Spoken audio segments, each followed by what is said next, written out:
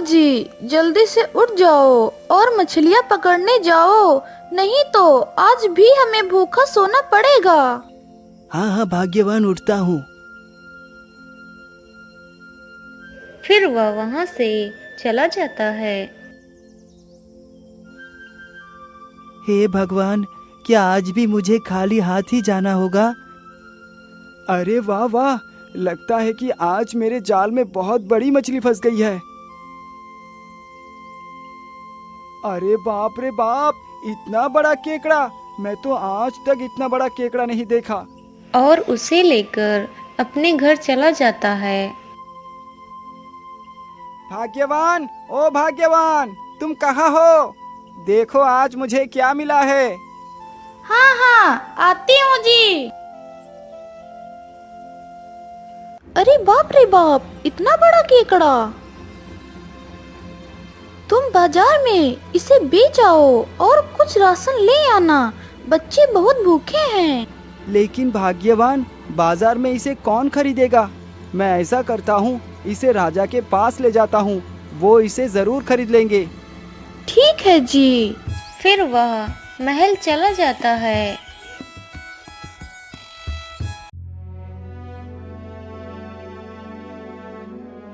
महाराज, मैं आपसे कुछ कहना चाहता हूँ।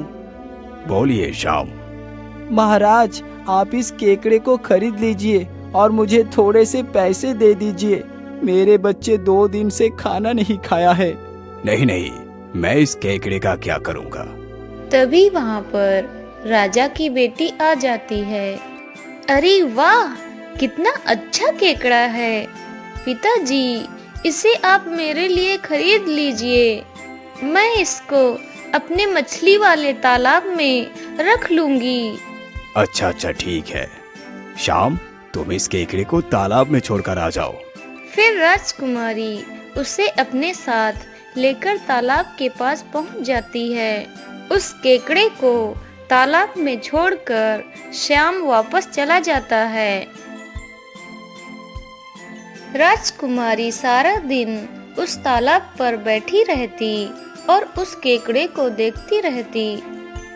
सुनो केकड़ा भाई, तुम अभी आराम कर लो, मैं तुमसे कल मिलने आऊंगी।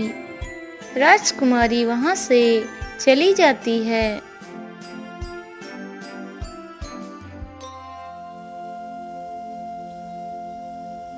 तुम कहाँ हो केकड़ा भाई? देखो मैं तुम्हारे लिए क्या लेकर आई हूँ। लेकिन केकड़ा पानी से बाहर नहीं आता है। राजकुमारी उदास होकर वहां से चली जाती है। राजकुमारी जी, तुम इतनी उदास क्यों हो? फिर राजकुमारी उसे सारी बात बता देती है। तुम चिंता मत करो, मैं अपने पुत्र को लेके आऊंगी। तुम उसे सब बता देना कि क्या करना है, वह तुम्हारी जरूर मदद करेगा। ठीक है।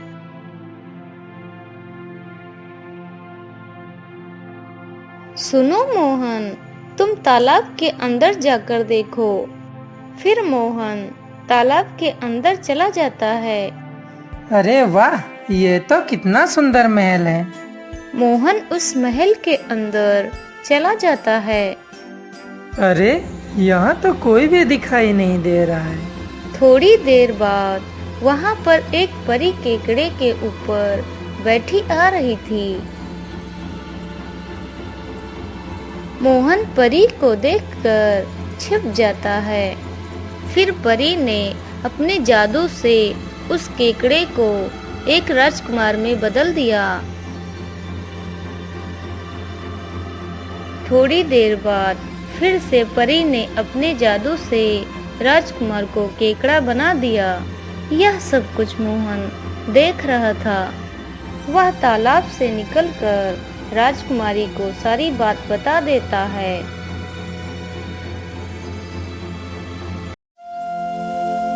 मोहन, मुझे उसी महल के पास ले चलो, मुझे उसको देखना है। हाँ ठीक है राजकुमारी जी। फिर वह दोनों तालाब के अंदर चले जाते हैं। और वहाँ पर फिर से परी आ जाती है।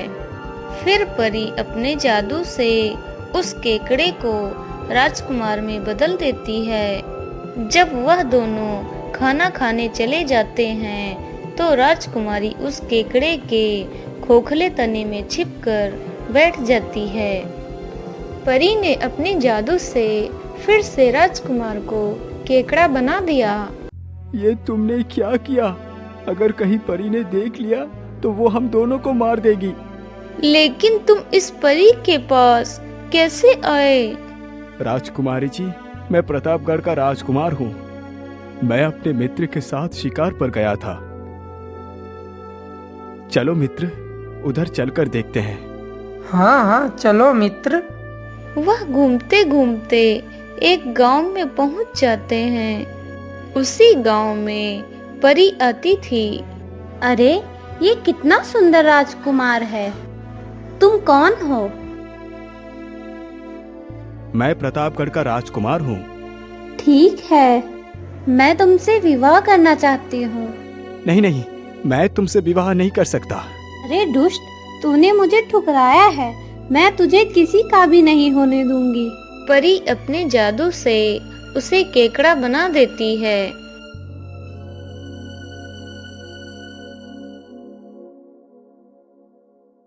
तुम चिंता मत करो, मैं तुम्हारी जरूर मदद करूंगी। तुम मुझे बताओ कि मुझे क्या करना होगा। राजकुमारी जी, मुझे वही यहाँ से छुड़ा सकता है जो मुझसे बहुत ज्यादा प्यार करता हो और मेरे लिए अपनी जान तक दे दे। मैं तुमसे बहुत प्रेम करती हूँ। मैं अपनी जान देकर भी तुम्हारी मदद करूंगी। ठीक है, तुम समुद्र के किनारे जाकर कोई गाना गाना। गाना सुनते ही वो परी तुम्हारे पास आएगी और बोलेगी, तुम बहुत अच्छा गाना गाती हो, और गाना गाओ और गाओ। तो तुम उससे बोलना कि पहले अपने बालों में लगे फूल को मुझे दे दो, फिर मैं गाना गाऊंगी। ठीक है। फिर वह वहाँ से चली जाती है। जैसा राजकुमार ने कहा था, राजकुमारी ने वैसा ही किया। वाह, तुम कितना सुंदर गाना गाती हो। और सुनाओ। मैं गाना एक ही शर्त पर गाऊंगी। क्या शर्त है तुम्हारी? मुझे आप अपने बालों में जो पुष्प लगा है उसे दे दो। ठीक है। अगर तुम उसे उठा सकती हो तो उठा लो। राजकुमारी फूल को लेने के लिए समुद्र में कूद जाती है। राजकुमारी जैसे ही फूल को पकड़ती है तो वह राजकुमार आजाद हो जाता है। कोई है, मेरी मदद करो, मुझे बचाओ। राजकुमारी जी, तुम चिंता मत करो, मैं तुम्हें कुछ नहीं होने दूंगा। फिर वह दोनों महल चले जाते हैं और उन दोनों का विवाह हो जाता है।